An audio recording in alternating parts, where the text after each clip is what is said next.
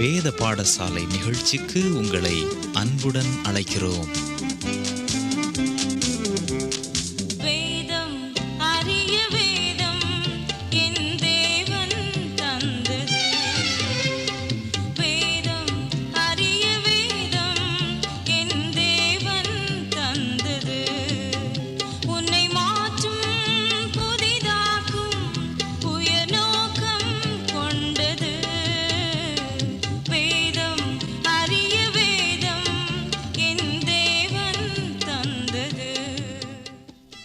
இன்றைய நிகழ்ச்சியின் கருப்பொருள் 4 ஆன்மீக ரகசியங்கள். கிறிஸ்துவுக்குள் பிரியமானவர்களே, மோசேயின் அழைப்பையும் அபிஷேகத்தையும் படிக்கும்போது தேவன் அவருக்கு சில பாடங்களை கற்றுக் கொடுத்து விடுதலை பணிக்கென்று ஆயத்தப்படுத்துவதை பார்த்தோம். தேவன் அவருக்கு உன்னால் ஒன்றுமில்லை என்பதை கற்றுக் கொடுத்தார். பின்பு தேவன் நீ விசேஷித்தவன் என்பதை புரிய வைத்தார். இவ்வாறு என்னால் ஒன்றுமில்லை என்று ஒத்துக்கொண்ட விசேஷித்தவன் மூலம் தேவன் என்ன செய்ய முடியும் என்று கற்றுக் கொடுக்க வேண்டியதிருந்தது. எல்லாவற்றுக்கும் மேலாக தமது பிள்ளைகளாகிய இஸ்ரவேலரை விடுவிக்க மோசேயை தேவன் அனுப்பும் முன் அவருக்கு 4 ஆன்மீக ரகசியங்களையும் கற்றுக் கொடுக்க வேண்டியதிருந்தது. இப்போது தேவன் மோசேக்கு கற்றுக் கொடுத்த 4 ஆன்மீக ரகசியங்களை சிந்திப்போம். முதலாவது, தேவன் மோசேயிடம் விடுவிப்பவன் நீ அல்ல, நானே விடுவிப்பவர், நான் உன்னோடு கூட இருக்கிறேன் என்று கற்றுக் கொடுத்தார். இரண்டாவது, தேவன் மோசே உன்னால் யாரையும் விடுவிக்க முடியாது, ஆனால் என்னால் முடியும், நான் உன்னோடு இருக்கிறேன் என்பதை தெளிவுபடுத்தினார். மோசேயின் அழைப்பில் வெளிப்பட்ட 3வது ரகசியம், மோசே இந்த ஜனங்களை விடுவிக்க நீ விரும்பவில்லை, நானே அவர்களை விடுவிக்க விரும்புகிறேன், நான் உன்னோடு கூட இருக்கிறேன். தேவ ஜனங்களை எகிப்திலிருந்து விடுவித்த பின் 4வது ரகசியத்தை மோசே கற்றுக்கொள்கிறார். அது, மோசே இந்த ஜனங்களை நீ விடுவிக்கவில்லை, நானே இவர்களை பார்வோனின் கையினின்று விடுவித்தேன், ஏனெனில் நான் உன்னோடு இருந்தேன். சுவிசேஷ ஊழியத்தை குறித்து நாம் என்ன நினைக்கிறோம்? நானே மெய்யான திராட்சைச் செடி என்ற யோவான் 15ஆம் அதிகார உவமையின் மூலம் இயேசு திராட்சை கொடிகள் போல நாம் ஒவ்வொருவரும் இயேசுவாகிய திராட்சைச் செடியில் நிலைத்திருக்க வேண்டும் என்று கூறுகிறார். இங்கு மோசே தேவனுடைய வாகனமாக செயல்பட்டதன் மூலமாக நாமும் தேவனின் வாகனமாக செயல்பட வேண்டும் என்று உணர்கிறோமா? மோசேக்கு தேவன் கற்றுக் கொடுத்த 4 ஆன்மீக ரகசியங்களை நாமும் அறிந்திருத்தல் அவசியம். குறிப்பாக விசுவாசிகளான நாம் இவைகளை நம் வாழ்க்கையில் கடைபிடிக்கும் போது தேவன் நம்மையும் வல்லமையாய் விடுதலை பணியில் பயன்படுத்துவார். எரிகிற முட்செடியிலிருந்து தேவன் 4 ஆன்மீக ரகசியங்களையும் மோசேக்கு கற்றுக் கொடுத்தார். முதலாவதாக, மோசே விடுவிப்பவன் நீ அல்ல, நானே விடுவிப்பவர், நான் உன்னோடு இருக்கிறேன் என்று கூறினார். இரண்டாவதாக, தேவன் எரிகிற முட்செடியிலிருந்து மோசே உன்னால் யாரையும் விடுவிக்க முடியாது, ஆனால் என்னால் முடியும், நான் உன்னோடு இருக்கிறேன் என்று கூறினார். இந்த பாடத்தை தேவன் மோசேயின் தோல்வியிலிருந்து கற்றுக் கொடுக்கிறார். மோசே ஏற்கனவே எபிரேயன் ஒருவனை மீட்க முயன்று தோற்று மீதியானர் தேசத்திற்கு ஓடி வந்திருந்தார். இந்த அனுபவத்தின் மூலமாக தேவன் இதை உணர்த்தினார். பழைய ஏற்பாட்டிலும் புதிய ஏற்பாட்டிலும் தேவன் அநேகருக்கு இந்த பாடத்தை கற்றுக் கொடுப்பதை காண முடியும். குறிப்பாக உன்னால் முடியாது, என்னால் ஆகும் என்பதை அவர்கள் வாழ்வில் ஏற்பட்ட தோல்வியிலிருந்து கற்றுக் கொடுக்கிறார். மோசேயும் ஏற்கனவே முயற்சித்து தோல்வியை தழுவியதால் இந்த ரகசியத்தை எளிதாக கற்றுக்கொண்டார். 3வது ஆன்மீக ரகசியம், மோசே நீ இந்த ஜனங்களை விடுவிக்க விரும்பவில்லை, நான் அவர்களை விடுவிக்க விரும்புகிறேன் என்பதாகும். வேதாகமத்தில் காணப்படும் தேவனுடைய மனிதர்கள் அனைவரும் இந்த விஷயத்தில் உண்மை உள்ளவர்களாக காணப்படுகின்றனர். பல அரிய காரியங்களை செய்ய தேவன் அழைத்த அனைவரும் எனக்கு விருப்பமில்லை என்றே கூறினர். ஆனால் தேவன் நான் விரும்புகிறேன், ஆகவே நீ போ என்று கூறுகிறார். நீ யார் என்பதல்ல, நான் யார் என்பதே முக்கியம். நான் உன்னோடு இருக்கிறேன் என்பதே முக்கியம். உன்னால் முடியுமா என்பதல்ல, என்னால் முடியும், நான் உன்னோடு இருக்கிறேன் என்பதே முக்கியம். நீ விரும்புகிறாயா என்பதல்ல, நான் விரும்புகிறேன், நான் உன்னோடு இருக்கிறேன் என்பதே முக்கியம். மோசே உண்மையிலே எகிப்திற்கு செல்ல விரும்பவில்லை. ஆனால் தேவன் இந்த 4 ஆவிக்குரிய ரகசியங்களையும் கற்றுக் கொடுத்து அனுப்புகிறார். தேவன் மோசேயை ஊழியத்திற்கென்று நியமித்த போது அவர் உடனடியாக ஏற்றுக்கொள்ளவில்லை. அவர் 5 முறை மறுக்கிறார். இவைகளையும் யாத்திராகமம் 3, 4 அதிகாரங்களில் காண்கிறோம். முதலாவது, மோசே, நான் யார்? இல்லையெனில் நான் எம்மாத்திரம்? ஆண்டவரே, நீர் அனுப்ப சித்தமாயிருக்கிற வேறு யாரையாகிலும் அனுப்பும் என்றார். நாம் கடந்த நிகழ்ச்சியில் சிந்தித்தபடி மோசே எகிப்து பொது ஜனங்களின் முதல் எதிரி, ஒரு கொலைகாரர், எபிரேயன், ஒரு மேய்ப்பன் மற்றும் தன்னை வளர்த்த பெற்றோருக்கு உண்மையில்லாத மகன். ஆகவே தான் வேறு யாரையாகிலும் அனுப்பும் என்று கூறுகிறார். இரண்டாவதாக, மோசே தேவனிடம், அவர்கள் தேவனுடைய நாமம் என்ன என்று என்னிடத்தில் கேட்டால் நான் அவர்களுக்கு என்ன சொல்வேன் என்றார். மோசே இங்கு இஸ்ரவேல் மூப்பர்களை குறித்து பேசுகிறார். அவர் இஸ்ரவேல் ஜனங்களை விடுவிக்கச் செல்லும்போது முதலாவது இஸ்ரவேல் மூப்பர்களிடம் சென்று, நம்முடைய பிதாக்களின் தேவன் என்னை அனுப்பினார் என்று சொல்ல வேண்டும். அவ்வாறு அவர் கூறும்போது அவர்கள் தேவனின் பெயர் என்ன என்று கேட்பார்கள். அவர்களுக்கு என்னால் பதில் கூற முடியாதே என்று கூறுகிறார். நாமும் சுவிசேஷத்தை மற்றவர்களுக்கு அறிவிக்கச் செல்லும்போது இந்த கேள்விகளை கேட்க வேண்டும். முதலாவது, நான் யார்? நான் ஒரு போதகர் அல்லவே என்ற கேள்வி எழுப்ப வேண்டும். இரண்டாவது, நாம் சுவிசேஷத்தை அறிவிக்கும் போது அவர்கள் இறையியல் கேள்விகளை நம்மிடம் கேட்பார்கள். அதற்கு நம்மால் பதில் அளிக்க முடியுமா என்று யோசிக்க வேண்டும். மோசே, தேவனே, நான் யார் என்ற கேள்வியை கேட்கும்போது தேவன், நீ என்னால் தெரிந்து கொள்ளப்பட்ட மனிதன், நான் உன்னோடு இருக்கிறேன் என்று கூறினார். இதேபோல் நாமும் தேவனால் தெரிந்து கொள்ளப்பட்ட மனிதர்களாக இருக்கிறோமா? இரண்டாவதாக, அவர்கள் என்னிடம் கேட்கும் கேள்விகளுக்கு என்னால் பதில் கூற முடியாதே என்று மோசே கூறினார். இப்போது தேவன், நீ அவர்கள் கேட்கும் கேள்விகளுக்கெல்லாம் பதில் கூற வேண்டியதில்லை. நீ அவர்களிடம் இருக்கிறவராக இருக்கிறேன், இருக்கிறேன் என்பவர் என்னை உங்களிடத்திற்கு அனுப்பினார் என்று சொல்ல சொன்னார். இதுதான் அவர்களிடம் கூற வேண்டிய பதில். அவர்கள் கேட்கும் கேள்விக்கெல்லாம் பதில் கூற முயற்சித்து தோற்றுப்போக வேண்டாம் என்று கூறினார். மூன்றாவதாக, மோசே, அவர்கள் என்னை நம்ப மாட்டார்கள், என் வாக்குக்கு செவி கொடார்கள் என்று கூறினார். இங்கு தேவன் செயல்முறை விளக்கத்தை கொடுக்கிறார். கர்த்தர் மோசேயை நோக்கி, உன் கையை மடியிலே போடு என்றார். அவர் தன் கையை மடியிலே போட்டு எடுக்கும்போது அவர் கை உறைந்த மழை போல வெண்குஷ்டம் பிடித்திருந்தது. தேவன் மீண்டும் அவ்வாறே செய் என்றார். அப்போது அது திரும்ப மற்ற சதையைப் போலாயிற்று. மேலும் தேவன், உன் கையில் இருக்கிறது என்ன என்றார். ஒரு கோல் என்றார். அதை தரையிலே போடு என்றார். அதை தரையிலே போட்டபோது அது சர்ப்பமாயிற்று. தரையிலே விழுவது அர்ப்பணிப்பையும் குறிக்கிறது. என்னால் ஒன்றுமில்லை என்று முழுவதுமாக தன்னை அர்ப்பணிப்பதை இது காட்டுகிறது. இந்த அடையாளத்தின் மூலம் தேவன், மோசே, ஜனங்கள் அற்புதத்தையும் உன் அர்ப்பணிப்பையும் பார்க்கும்போது உன்னை நம்புவார்கள் என்று கூறுகிறார். நான்காவதாக, மோசே, நான் வாக்கு வல்லவன் அல்ல, நான் திக்குவாயும் மந்த நாவும் உள்ளவன் என்றான்.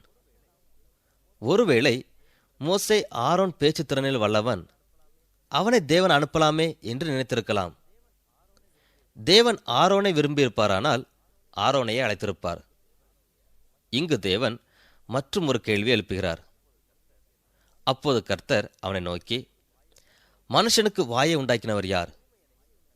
ஊமையனையும் செவிடனையும் பார்வை உள்ளவனையும் குருடனையும் உண்டாக்கினவர் யார்? கர்த்தராகிய நான் அல்லவா? ஆதலால் நீ போ, நான் உன் வாயோடு இருந்து நீ பேச வேண்டியதை உனக்கு போதிப்பேன் என்றார். கடைசியாக மோசே, ஆண்டவரே, நீர் அனுப்ப சித்தமாயிருக்கிற யாரையாகிலும் அனுப்பும் என்றான். தேவன் உங்களை விடுதலை பணிக்கு அழைக்கும் போது இவ்வாறு கூறியிருக்கிறீர்களா? ஆண்டவரே, வேறு யாரையாவது அனுப்பும், நான் உம்முடைய கருவி அல்ல, நான் உம்மில் நிலைத்திருக்கும் கொடி அல்ல என்று கூறியிருக்கிறீர்களா? வேதாகமத்தில் அநேகர் இவ்வாறு கூறுவதை கவனிக்கலாம். மோசேயும் அதைத்தான் கூறுகிறார். ஒரு விதத்தில் இது ஆரோக்கியமானது. ஏனெனில் ஊழியத்திற்கு தானாக முன்வரும் அநேகர் சீக்கிரம் விழுந்து போகிறார்கள். இவ்வாறு மறுப்பு தெரிவித்து பின் தெளிந்த மனதுடன் வருவோர் கடைசி மட்டும் நிலைத்திருப்பார்கள். தேவனால் பெரிய அளவில் பயன்படுத்தப்பட்ட ஊழியர்கள் தாங்களாக முன் வரவில்லை. தேவன் எதை விரும்புகிறாரோ அதுதான் முக்கியம், நாம் விரும்புவதல்ல. தேவன் மோசேயை விரும்பினார், அவரை அனுப்பினார். பிரியமானவர்களே, ஒரு முறை இயேசு ஒரு கழுதையின் மீது அமர்ந்து எருசலேமுக்கு பவனியாக சென்றார். அப்போது ஜனங்கள், ஓசன்னா, கர்த்தரின் நாமத்தினாலே வருகிறவர் ஸ்தோத்திரிக்கப்பட்டவர், உன்னதத்திலே ஓசன்னா என்று பாடினார்கள். ஒருவேளை அந்த கழுதை இந்த ஆர்ப்பரிப்பும் பாடலும் எனக்குதான் என்று நினைத்திருந்தால் அது எவ்வளவு அற்பமாயிருக்கும்? ஊழியக்காரர்களை விழச் செய்வதும் ஆர்ப்பரிப்பும் புகழும் தான். ஊழியத்தில் ஆசீர்வாதத்தையும் திருச்சபை வளர்ச்சியும் குறித்து ஆர்ப்பரிக்கும் போதுதான் ஊழியர் விழுந்து போகிறார். ஊழியர் என்பவர் தேவனால் உபயோகிக்கப்படும் வாகனமே. அந்த வாகனம் புகழப்பட வேண்டியதில்லை. வாகனம் புகழப்படுவது மிகவும் அற்பமான காரியம். தேவனே துதிக்கப்படத்தக்கவர். இயேசு தமது சீஷர்களை அழைத்து ஒரு குறிப்பிட்ட வீட்டுக்கு முன் கட்டியிருக்கும் கழுதையை அவிழ்த்து வாருங்கள் என்று கூறினார். ஒருவன் உங்களுக்கு ஏதாகிலும் சொன்னால், இவைகள் ஆண்டவருக்கு வேண்டும் என்று சொல்லுங்கள், உடனே அவைகளை அனுப்பிவிடுவான் என்று சொல்லி அவர்களை அனுப்பினார். அந்த கழுதை ஆயத்தமாக, இல்லையெனில் தயாராக இருந்தது. அநேகர் தேவன் திறமையுள்ளவர்களை மட்டுமே ஊழியத்திற்கு அழைக்கிறார் என்று நினைக்கின்றனர். வேதாகமத்தையும் திருச்சபை வரலாற்றையும் நாம் புரட்டி பார்த்தால், தேவன் ஆயத்தமாக உள்ள சாதாரண மக்களை கொண்டே பெரிய காரியங்களை செய்திருக்கிறார் என்பது புரியும். சிலர் அநேக திறமைகளோடு உள்ளனர், அவர்கள் ஆயத்தமாக இல்லை. சிலர் குறைந்த திறமைகளோடு ஆயத்தமாக உள்ளனர். நாம் இப்போது கற்ற 4 ஆவிக்குரிய ரகசியங்கள் திறமைகளை பற்றி கவலைப்படவில்லை. தேவையானது ஆயத்தமே. தேவன் ஆயத்தமானவர்களே தேடுகிறார். தேவ ஊழியத்தில் திறமை என்பது ஆயத்தம்தான். நாம் யார், என்ன முடியும், என்ன விரும்புகிறோம் என்பதல்ல. நாம் நமது நேரத்தையும் நம்மையும் தேவனுக்கு ஒப்பு கொடுத்து நம்மை ஆயத்தப்படுத்தும் போது நம்மை தமது பணியில் வல்லமையாய் உபயோகிப்பார். நாம் ஆயத்தமாயிருக்கிறோமா? ஒரு தேவ ஊழியரை அறிவேன். அவர் தன் வாழ்க்கை அனுபவத்தை கூறுவதை கேட்போம். நான் என் 19 வயதில் அநேக பிரச்சனைகள் மத்தியிலும் இயேசு கிறிஸ்துவை சொந்த இரட்சகராக ஏற்றுக்கொண்டேன். பிரச்சனைகளின் காரணமாக எனக்குள் ஒரு தாழ்வு மனப்பான்மை இருந்து கொண்டிருந்தது. எனக்குள் தாழ்வு மனப்பான்மை கூடிக்கொண்டிருந்ததால் என்னால் ஒரு சாதாரண மனிதனாக செயல்பட முடியவில்லை. நான் மிகவும் கூச்ச சுபாவம் உள்ளவனாக காணப்பட்டேன். இதனால் ஒரு முறை ஒரு பெண் எங்கள் ஆலய போதகரிடம், இவர் மன வளர்ச்சி குன்றியவரா என்று கூட கேட்டார்களாம். திருச்சபை வழக்கப்படி ஒரு மனிதரை ரட்சிப்புக்குள் வழி நடத்த என்னை போதகர் கேட்டுக்கொண்டார். அந்த மனிதர் கடற்படையில் அதிகாரியாக பணியாற்றி வந்தார். அவரது மனைவி ஒரு விசுவாசி. ஆகவே அவர்கள் வீட்டிற்கு விருந்துக்கு வருவதாக கூறி நானும் என் மனைவியும் சென்றோம். பெண்கள் இருவரும் சமையல் அறையில் வேலை செய்து கொண்டிருக்க நான் கடற்படை அதிகாரியோடு அமர்ந்திருந்தேன். கடற்படை அதிகாரியை கிறிஸ்துவுக்குள் வழிநடத்த நான் மெதுவாக பேச்சு கொடுத்தேன். ஆனால் எனக்குள் இருந்த தாழ்வு மனப்பான்மை காரணமாக என்னால் அவரிடம் சரியாக பேச முடியவில்லை. இந்த நேரத்தில் எனக்கு தலைவலி ஏற்பட்டது. என்னை கவனித்தவர் அவரது படுக்கையில் படுக்குமாறு கேட்டுக்கொண்டார்.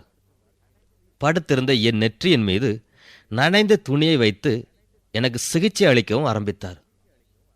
பின்னர் தலைவலி காரணமாக அவரிடம் கிறிஸ்துவை பற்றி கூற முடியாமல் வீடு திரும்ப நேரிட்டது.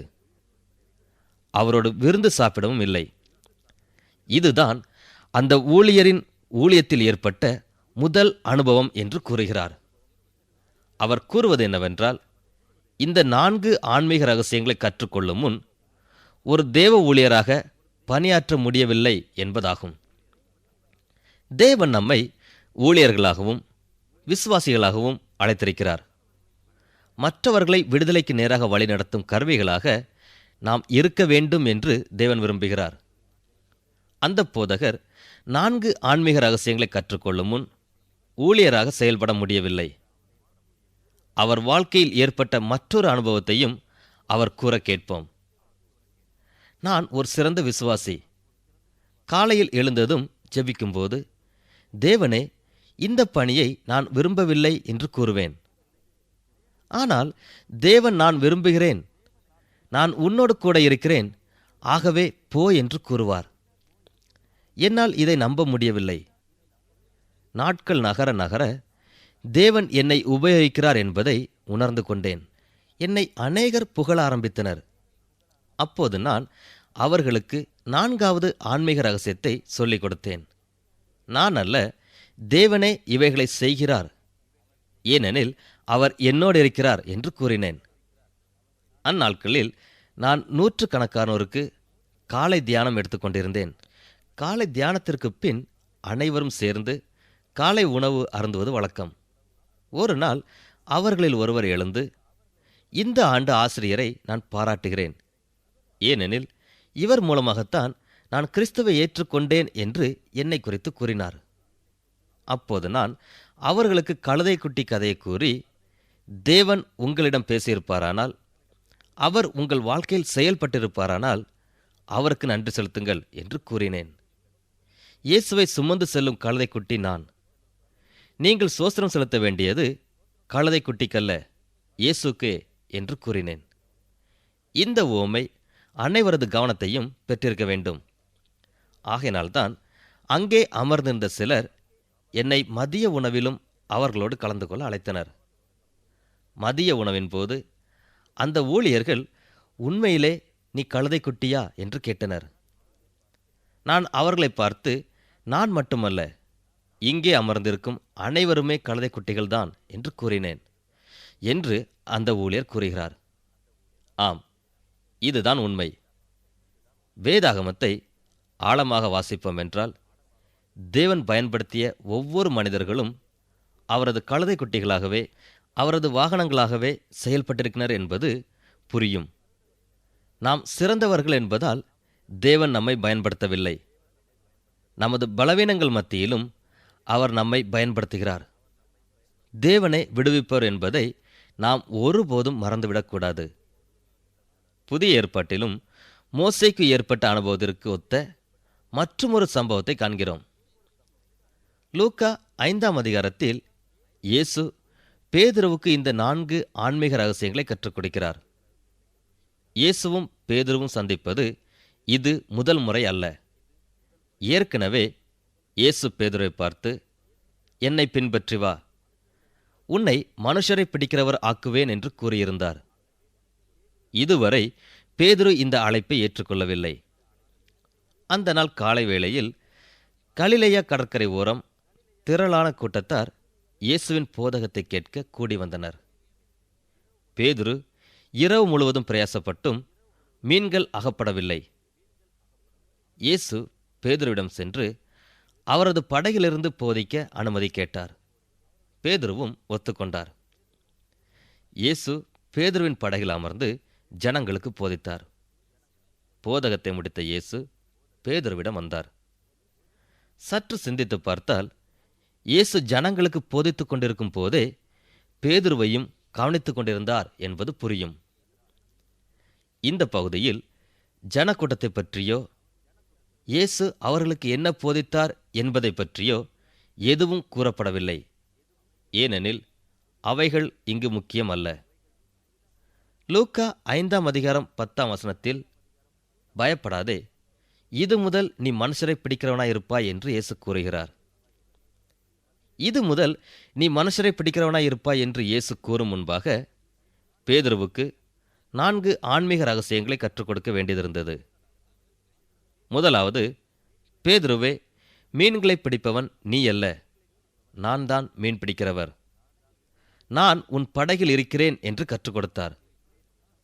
அப்போது பேதுரு விருப்பமில்லாதவனாக இயேசுவுடன் மீன் பிடிக்க சென்றார்.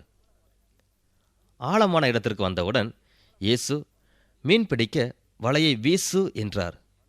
அதற்கு பேதுரு, ஐயரே, முழுவதும் பிரயாசப்பட்டும் ஒன்றும் அகப்படவில்லை.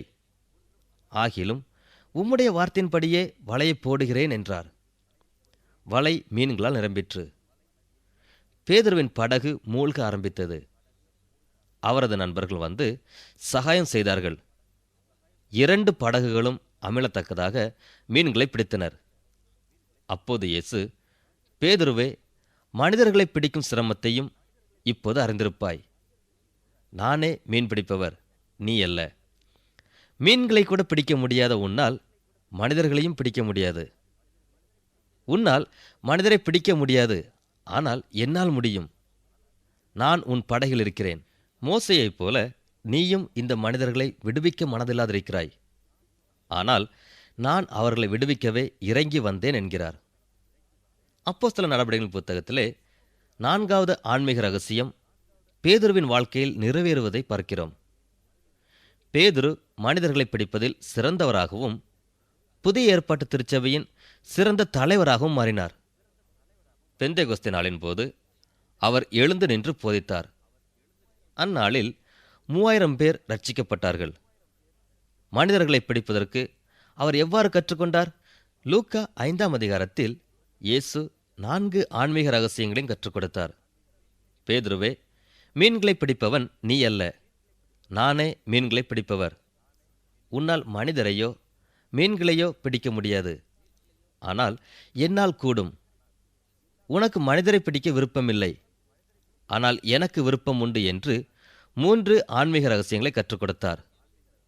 4வது ஆன்மீக ரகசியம் பேதுருவின் வாழ்க்கையில் நிறைவேறிய போது அவருக்கு, பேதுருவே, நீ இதை செய்யவில்லை, இயேசுவே இதை செய்தார். ஏனெனில் அவர் உன்னோடு படகில் இருந்தார் என்று ஒருவரும் சொல்லிக் கொடுக்க வேண்டிய அவசியம் இருக்கவில்லை. ஏனெனில் அவர் ஏற்கனவே இயேசுவின் மூலம் கற்றுக்கொண்டார். இயேசுவே அவர் வாழ்க்கையில் செயல்படுகிறார். அவரால் அன்றி நான் ஒன்றுமில்லை என்பதை பேதுரு அறிந்திருந்தார். நாமும் தேவ ஊழியத்தை செய்கிறவர்களாயிருப்போம் என்றால், தேவன் பயன்படுத்தும் கருவிகளாக இருப்போம் என்றால், இந்த 4 ஆன்மீக ரகசியங்களை அறிந்திருப்பது இன்றியமையாததாகும். இதைத்தான் மோசேயின் அழைப்பும் நியமனமும் புதிய ஏற்பாட்டில் பேதுருவின் அழைப்பும் நியமனமும் எடுத்துக் கூறுகிறது. தேவனுடைய சித்தப்படி தேவனுடைய நோக்கத்தை தேவனுடைய மக்கள் மத்தியில் நிறைவேற்றுவதே தேவனுடைய திட்டமாயிருக்கிறது. கப்பல் மாலுமி ஒருவர் வசித்து வந்தார். அவரது பணி துறைமுகத்திற்கு வரும் பெரிய கப்பல்களை அதற்கான இடத்தில் கொண்டு வந்து நிறுத்துவது ஆகும். அவர் சிறந்த மாலுமி என்ற பெயரை பெற்றிருந்தாராம். அவரது வீட்டின் முன் அறையிலே ஓர் இரும்பு பெட்டி வைத்திருந்தார். தினமும் அவர் வேலைக்கு செல்லும் முன் அந்த பெட்டியை திறந்து அதனுள் இருக்கும் ஒரு சிறிய கருப்பு பெட்டியை கையில் எடுப்பார். அந்த கருப்பு பெட்டியினுள் ஒரு சிறிய காகிதம் இருந்தது. அதை எடுத்து வாசித்துவிட்டு வேலைக்கு செல்வார். அவர் தன்னுடைய பணிக்காலம் முழுவதும் மறவாமல் இதை செய்து வந்தாராம். அவரது மனைவி அவரிடம், அப்படி என்ன அந்த காகிதத்தில் எழுதி வைத்துள்ளீர்கள் என்று கேட்டபோது பதில் கூற மறுத்துவிட்டார். அவர் தன்னுடைய முதிர் வயதில் மரித்து போன பின்பு அவர் மனைவி அந்த பெட்டியை திறந்து கருப்பு பெட்டியில் இருந்த காகிதத்தில் எழுதியிருப்பதை வாசித்தாராம். அதில் எழுதப்பட்ட வாசகம் என்ன தெரியுமா? துறைமுகம் இடது பக்கம், கப்பல் நிறுத்த வேண்டிய பக்கம் வலதுபுறம் என்று எழுதியிருந்தது. பிரியமானவர்களே, 2 நாட்களாக வேதாகமத்தின் மிக முக்கிய பாடமான 4 ஆன்மீக ரகசியங்களை கற்று வருகிறோம். வேதாகமத்தின் பெரிய இல்லையெனில் முதல் தீர்க்கதரிசி என்று அழைக்கப்படும் மோசே இந்த 4 ஆன்மீக ரகசியங்களை அறிந்ததால் மட்டுமே ஒரு சிறந்த விடுதலை பணியை செய்ய முடிந்தது. புதிய ஏற்பாட்டில் திருச்சபையின் தலைவராக விளங்கிய பேதுருவும் இயேசுவிடமிருந்து இந்த 4 ஆன்மீக ரகசியங்களை கற்றுக்கொண்டார்.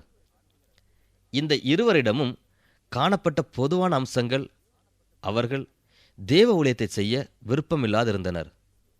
வாழ்க்கையில் தோல்வியுற்று சோர்ந்திருந்தனர்.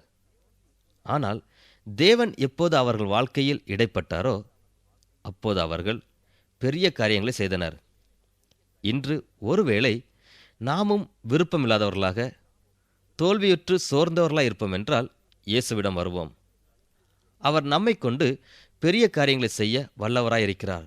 நாமும் அந்த மாலுமியைப் போல நமது டைரியை எடுத்து, நான் அல்ல தேவனே, என்னால் முடியாது, தேவனால் கூடும், என் விருப்பமல்ல அவர் விருப்பமே, நான் செய்யவில்லை அவரே செய்தார் என்று எழுதி வைத்துக்கொண்டு தினந்தோறும் காலையில் வாசித்து நமதாக்கிக் கொள்வோம். தேவன் நம்மை கொண்டு பெரிய காரியங்களை செய்வார். இந்நிகழ்ச்சியை கேட்டமைக்கு நன்றி கூறுகிறோம். எமது முகவரி: வேத பாடசாலை, விஸ்வவாணி, தபால் பெட்டி எண் 34, திருநெல்வேலி 2, தமிழ்நாடு.